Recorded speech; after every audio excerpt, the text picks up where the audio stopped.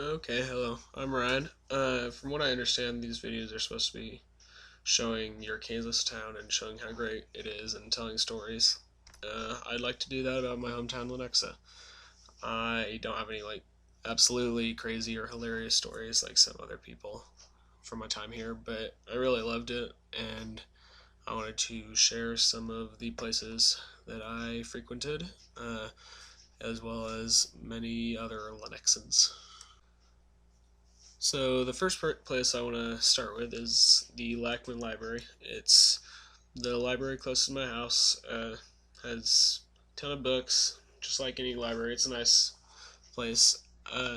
It's nothing special or anything spectacular, but the two memories I have of this place is first one. I just remember always running to play the video games or computer games anytime I came in there. Nobody could stop me from it. I insisted on it every single time we went. And the second memory is that I rented Bill and Ted's Excellent Adventure from here, and that was the first time I saw it.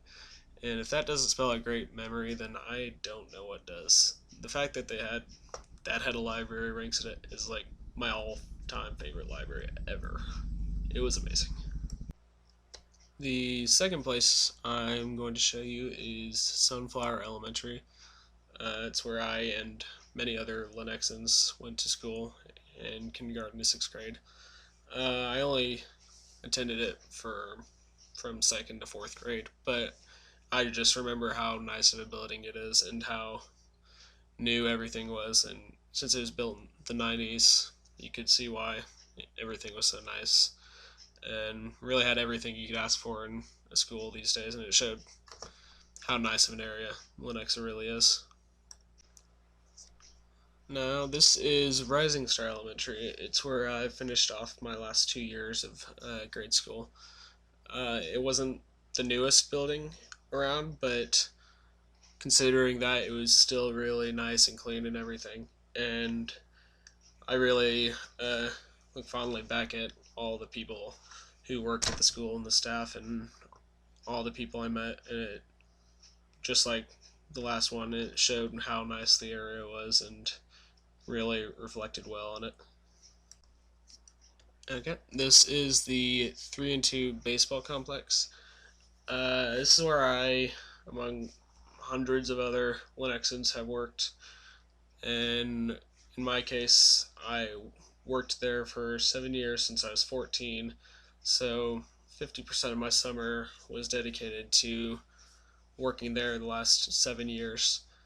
Uh, it's one of the few places that hires in Lenexa 14-year-olds and people who have no job experience, so it's nice that they can give those opportunities to people. And if you haven't worked there and you live in Lenexa, then you've definitely either played there or have kids that have played there and or have gone to a game there. It's pretty much one of the places that everybody's been to in Lenexa, and it's a really nice place. And we all pretty much have good memories there. Oh yeah, I started this talking about places that are more in Lenexa that are more specific to me, so I'm gonna end it with talking about historical things or cultural things in Lenexa. This first place is on the streets of 87th and Clare. It's where Wild Bill Hickok staked 160 acres of land in 1857, which was 12 years before the town of Lenexa was founded. This is Old Town Lenexa. It's where the Santa Fe Trail passed through Lenexa. It still has some of the original buildings standing, which are now occupied by little shops or boutiques or restaurants. It serves as a reminder to the town of its beginnings. Some of the tradition, or one of the traditions, is every Christmas there's a concert that's one of the elementary school choirs puts on every single year, and they decorate the whole Old Town Lenexa with lights and have a big tree. It's a good time. Yeah, this is Lenexa City Hall. This wouldn't usually be a place with fond memories for anybody, but in my instance it is. In front of the City Hall there's a fountain, and usually the fountain is spraying out normal colored water, just clear. But during certain parts of the year, it sprays out different colored water. For instance, we have a spinach festival in Lenexa because we're supposed to be the spinach capital of the country.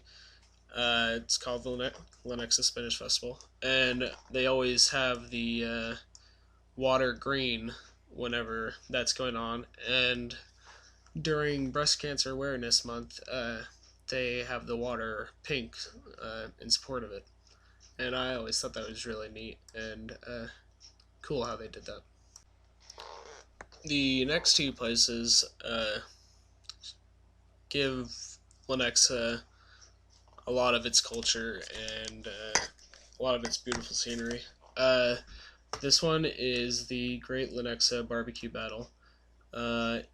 It's basically a contest to see who has the best recipe for barbecue, whether it's uh, brisket, pork, ribs, sausage, chicken, whole animal, or they have a miscellaneous category as well for the unclassifiable concoctions.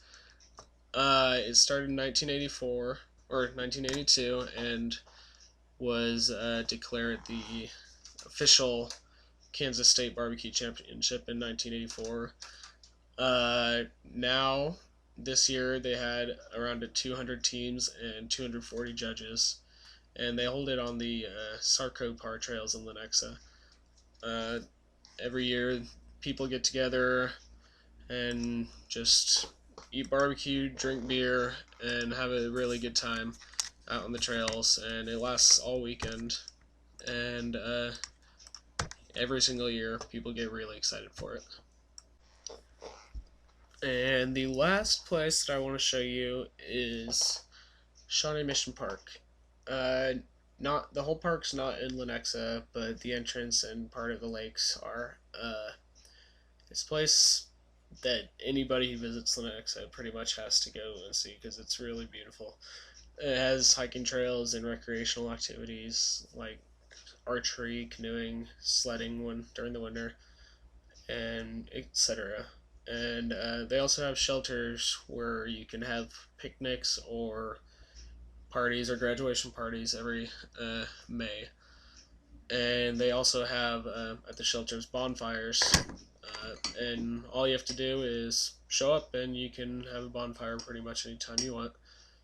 Uh, I always enjoyed going there during the summer to hang out with friends and enjoy a bonfire, and I know I'm not the only one. So, yeah, it's a really pretty place. In conclusion, Lenexa is great. You should come visit, and there's not a shortage of things to do. Thank you.